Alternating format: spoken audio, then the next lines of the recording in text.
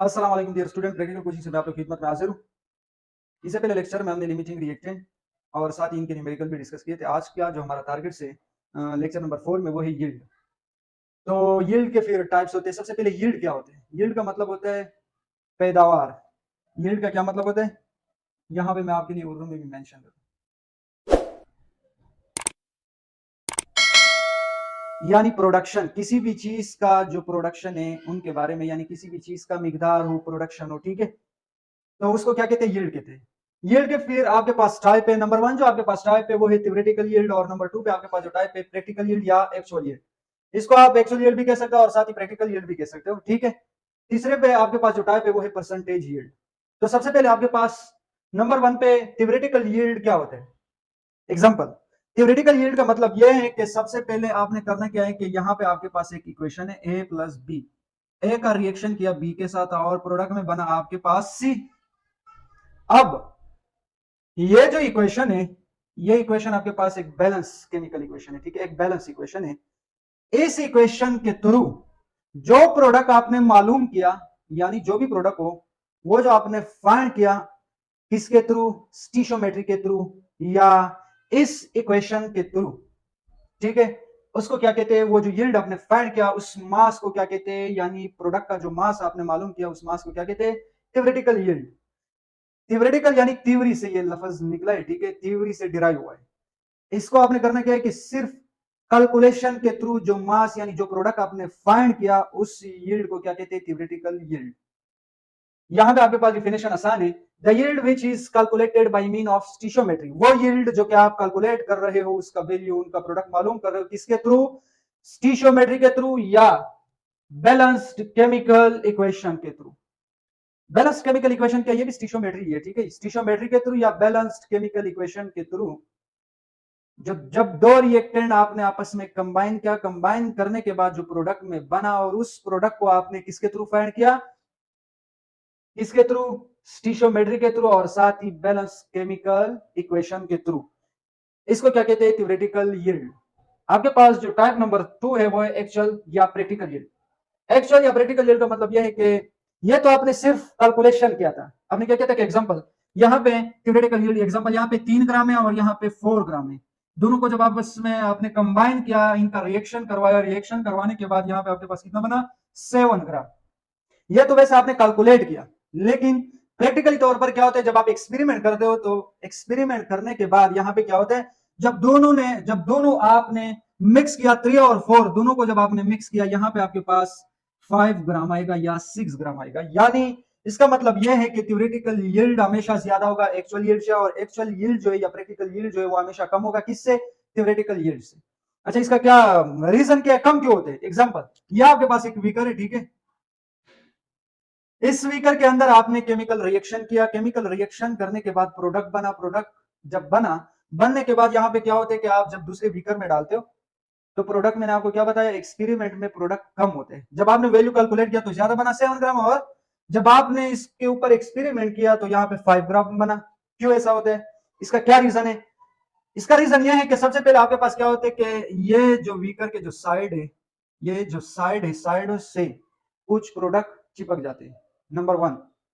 दूसरे नंबर पे आपके पास ये जो प्रोडक्ट है, ये प्रोडक्ट क्या होते हैं? इवापोरेट भी हो सकते हैं। ये जो मैंने क्या बताया, ये जो प्रोडक्ट है ये इवापोरेट भी हो सकते हैं। नंबर तीसरे पे आपके पास क्या है कि आपका जो वीकर है ये लीकेज भी हो सकते हैं, ठीक है। मैंने 3 बता दिया। नंबर 1 पे आपके पास वीकर के साइडों से कुछ प्रोडक्ट चिपक जाते हैं। नंबर 2 पे आपके पास ये जो प्रोडक्ट है ये इवापोरेट भी हो सकते हैं केमिकल रिएक्शन की वजह से। नंबर तीसरे पे आपके पास क्या है कि यहाँ पे क्या होता है कि ये बीकर लीकेज भी हो सकती है। 3 कॉजेज मैंने इनके बता दिया। अब आपके पास एक्चुअल यील्ड का डिफिनेशन कैसे करना, या प्रैक्टिकल यील्ड का डिफिनेशन आपने करना कैसे? The yield which is calculated by mean of stoichiometry नहीं होगा, बैलेंस केमिकल इक्वेशन नहीं होगा, बल्कि by mean of practically. Practically तौर पर आपने इसका जो प्रोडक्ट है वो मालूम किया, उसका जो वैल्यू है फाइंड किया, उसको क्या कहते हैं? प्रैक्टिकल यील्ड या एक्चुअल यील्ड। उम्मीद है कि ये यील्ड का जो टॉपिक है, थ्योरेटिकल यील्ड और एक्चुअल यील्ड, समझ में आया होगा। परसेंटेज की तरफ मूव करते हैं। परसेंटेज भी आसान है, इजी है। परसेंटेज में आपने करना क्या है कि यहाँ पे आपके पास परसेंटेज जब आपने मालूम करना है, परसेंटेज हम क्यों मालूम करते हैं, ठीक है, इसका क्या रीजन है? इसका आसान फार्मूला, एक्चुअल यील्ड को आपने डिवाइड करना थ्योरेटिकल यील्ड से मल्टीप्लाई बाय 100। अच्छा, परसेंटेज हम मालूम क्यों करते हैं? एग्जांपल, आप कोई बिजनेस स्टार्ट करना चाहते हो, उसमें आपके पास जो प्रोडक्शन है, आपने दो चीजों का आपस में रिएक्शन किया, प्रोडक्ट में आपके पास जब बनने के बाद आपने उसका परसेंटेज निकाला। परसेंटेज निकालने के बाद अगर वो 80% या 70%, तो ये आपके लिए, ये जो प्रोडक्ट बन रहा है, ये आपके लिए फायदा है। मगर यहाँ पे अगर आपने इंडस्ट्री में एग्जांपल केमिकल रिएक्शन भी किया, प्रोडक्ट में आपके पास कुछ चीजें भी बने, मगर उसका जो परसेंटेज है वो 60 है या 50% है, तो फिर वो जो आपने केमिकल रिएक्शन किया, उसका जो प्रोडक्शन है, वहां पे जो चीज आपको हासिल हो रहा है वो बहुत कम मिकदार में आपको हासिल हो रहा है। तो ज्यादातर वो क्या करते, फिर वो केमिकल रिएक्शन को क्या करते, वो छोड़ देते, फिर दूसरा केमिकल रिएक्शन करते हैं। क्यों? क्योंकि वजह क्या होती है कि उसमें उनको फायदा नहीं होता है। जब आपको फायदा नहीं होगा तो आपको बिजनेस स्टार्ट नहीं करते हो। तो इसके मुताबिक केमिस्ट्री में भी क्या होता है कि सबसे पहले आपके पास थ्योरेटिकल यील्ड होता है और एक्चुअल यील्ड होता है, और साथ ही परसेंटेज यील्ड हम निकालने के बाद फिर आपको पता लग सकता है कि इसमें ये जो केमिकल रिएक्शन मैंने किया, इसमें मुझे फायदा है या नुकसान है। ठीक है, तो अब आपके पास एक न्यूमेरिकल है। इससे अगर आपने स्क्रीनशॉट नहीं लिया तो स्क्रीनशॉट ले लें, इसके बाद फिर हम न्यूमेरिकल की तरफ बढ़ते हैं। अच्छा, बुक में आपके पास एक एग्जांपल है। इस एग्जांपल में आपने करना क्या है कि किस चीज का मास जो है वो, किस चीज का मास आपने कैलकुलेट करना है, किस चीज का प्रोडक्ट आपने मालूम करना है। The reaction of calcium carbonate CaCO3 with hydrochloric acid is given as. Example यहाँ पे क्या करना है कि कैल्शियम कार्बोनेट का आपने रिएक्शन किया CaCO3, इसका रिएक्शन किया किसके साथ? आपने HCl के साथ, हाइड्रोक्लोरिक एसिड के साथ। प्रोडक्ट में आपके पास बना क्या चीज? CaCl2 plus CO2 plus H2O। यानी प्रोडक्ट में आपके पास कितनी चीजें बने? 3 चीजें। ठीक है, अब यहां पे क्या कह रहे कि सबसे पहले आपके पास जो रिक्वायर्ड है, कैल्शियम कार्बोनेट को जब आपने 100 ग्राम यूज किया तो CO2 कितना मिला? ठीक है, यानी यहाँ पे मॉलिक्यूलर मास। और इस CaCO3 को जब आपने 50 ग्राम यूज किया तो CO2 आपके पास कितना है?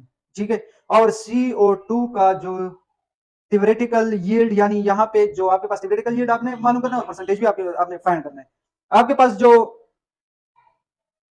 एक्चुअल यील्ड है किस चीज का? कार्बन डाइऑक्साइड का एक्चुअल यील्ड गिवन है आपके पास। ठीक है, actual yield of CO2 is equal to 14.52 gram, ये आपके पास गिवन है एक्चुअल यील्ड। ठीक है, अब आपसे क्या क्वेश्चन कर रहा है कि यहाँ पे सबसे पहले आपने इक्वेशन के थ्रू, ठीक है, CaCO3 का जो मॉलिक्यूलर मास है, यानी फ्रॉम इक्वेशन, वही मास मास रिलेशनशिप यहाँ पे भी लगेगा, फ्रॉम इक्वेशन के थ्रू। Ca 40 होता है और ये 12 प्लस आपके पास ऑक्सीजन 16 मल्टीप्लाई 3, टोटल आपके पास 100 ग्राम है। ठीक है, और हमारा जो काम है वो CaCl2 के साथ नहीं है, बल्कि CO2 के साथ है। वाटर के साथ भी हमारा काम नहीं है, क्योंकि बुक में क्वेश्चन पूछा है किस चीज का, कि आपने CO2 का मास मालूम करना है, H2O का भी नहीं, CaCl2 का भी नहीं। ठीक है, यहाँ पे आपने करना क्या है कि 100 ग्राम जब आपने इसको यूज किया, यूज करने के बाद प्रोडक्ट में कार्बन कितना बना?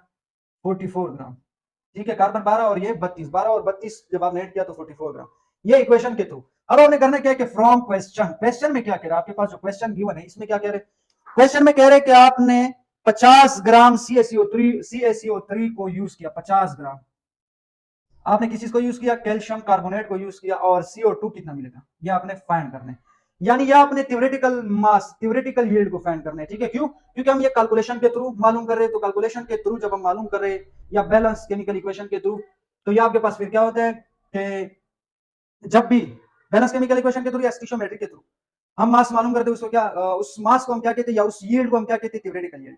और प्रैक्टिकल यील्ड या एक्चुअल यील्ड तो आपके पास गिवन है, हमेशा गिवन होगा। एक्चुअल यील्ड हमेशा आपको गिवन होगा, और थ्योरेटिकल आपने फाइंड करना है। ठीक है, एक्चुअल तो हम फाइंड भी नहीं कर सकते, वो तो एक्सपेरिमेंट के थ्रू हम फाइंड कर सकते हैं। यह बात आपने अपने जहन में बिठाना है कि एक्चुअल यील्ड हमेशा गिवन होगा, और थ्योरेटिकल यील्ड हमने फाइंड करना है। एक्चुअल यील्ड एक्सपेरिमेंट के थ्रू हम फाइंड कर सकते हैं, और ये थ्योरेटिकल यील्ड जो है ये आप इक्वेशन के थ्रू या स्टोइकियोमेट्री के थ्रू आप फाइंड कर सकते हो। यहाँ पे आपके पास क्या है कि बैलेंस मास मास रिलेशनशिप जो है वो आपने यहाँ पे अप्लाई करना है। यहाँ पे सबसे पहले मेथड क्या था? अप्लाई, कौन सा method? Apply ratio method. Ratio method के जरिए से आपने इसको हल करना है। रेशियो मेथड क्या था कि सबसे पहले आपने 100 ग्राम जब आपने यूज किया तो 44 मिला, 100 ग्राम जब आपने यूज किया तो 44 ग्राम CO2 मिला, इज इक्वल टू, और आपने 50 ग्राम जब CaCO3 को यूज किया तो आपके पास X कितना मिला, X का मतलब CO2 कितना मिला, ठीक है। यानी 44 ग्राम जब आपने, सॉरी 100 ग्राम जब आपने यूज किया 44 मिला, और 50 ग्राम के ऊपर आपको कितना मिलेगा, कार्बन डाइऑक्साइड। तो ये आपके पास क्या है, 100/44 is equal to 50/x, crossing multiplication. आपके पास क्या होता है क्रॉसिंग मल्टीप्लीकेशन में, कि यहाँ पे आपने करना क्या है कि x is equal to 50 multiply 44 divide by 100। ये इससे कैंसिल, 0 0 से कैंसिल, 5 2 10, 2 2 4, 2 2 4, 2 2 4, यानी आपके पास x इज इक्वल टू 22 ग्राम। ये किस चीज का मास आपके पास आ गया, CO2 का, जो थ्योरेटिकल यील्ड है वो आपने मालूम कर दिया, ठीक है। अब आपने क्या करना है, परसेंटेज का फार्मूला लगाना है। परसेंटेज का आसान फार्मूला था, मैंने आपको बताया था, ठीक है, सिंपल फार्मूला।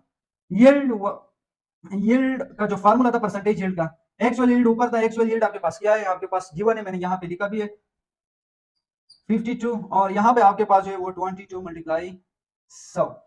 यहाँ पे जब आपने इसको डिवाइड मल्टीप्लाई किया, यानी 14.52 को डिवाइड किया 22 से, और फिर 100 के साथ मल्टीप्लाई किया, तो परसेंटेज आपके पास कितना है, 60%।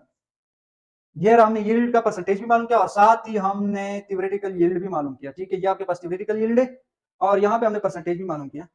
ये था आज का आखिरी लेक्चर इस चैप्टर का। इंशाल्लाह अगला जो हमारा लेक्चर होगा वो एटॉमिक स्ट्रक्चर, चैप्टर नंबर 2 है, वो एटॉमिक स्ट्रक्चर है। तो एटॉमिक स्ट्रक्चर चैप्टर जो वो इंतहाई इंटरेस्टेड चैप्टर है, तो इंशाल्लाह मैं कोशिश करूंगा कि उसका जो लेक्चर है वो जल्द से जल्द मैं अपलोड करूं। इसके अलावा आप अगर चैनल पर नए हो तो चैनल को सब्सक्राइब कीजिए, और साथ ही बेल आइकन के ऊपर क्लिक करें। Thank you so much.